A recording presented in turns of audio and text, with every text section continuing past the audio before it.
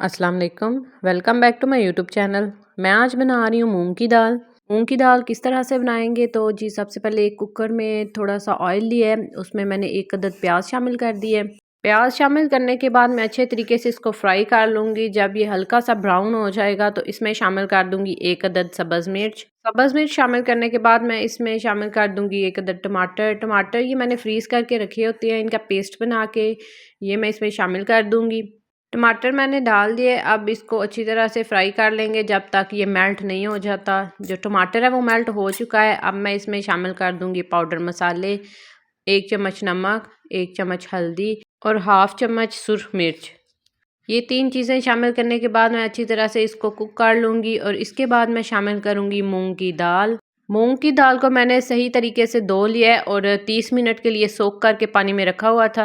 दाल शामिल करने के बाद 1 मिनट चम्मच हिला लूँगी। ज़्यादा नहीं दाल को फ्राई करना, इससे दाल जो है सख्त हो जाएगी। इसके बाद मैं शामिल कर दूंगी पानी। पानी मैंने शामिल किया है 3 गिलास। 3 गिलास पानी शामिल करने के बाद मैं इसको लगा दूंगी वेट। दाल को मैंने 10 मिनट का वेट लगवाया था।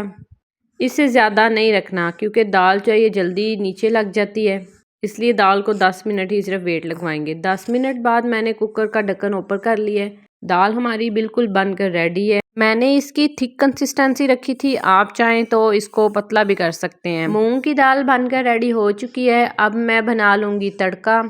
एक पैन लेंगे, उसमें थोड़ा सा ऑयल शामिल करेंगे और इसमें डाल दूंगी 3 अदद सब्ज़ मिर्च। सब्ज़ मिर्च आप अपने टेस्ट के हिसाब से ले लीजिएगा। अगर आपको ज़्यादा मिर्चें पसंद हैं तो आप ज़्यादा भी शामिल कर सकते हैं।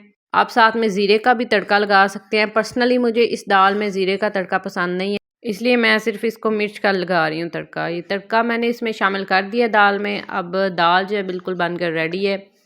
उम्मीद करती हूँ मेरी आज की रेसिपी आपको पसंद आई होगी। अगर पसंद आई है तो मेरे चैनल को सब्सक्राइब और वीडियो को लाइक कर दीजिएगा और शेयर करना ना भूलिएगा। जज़ाकल्लाह खैरन कसीरा।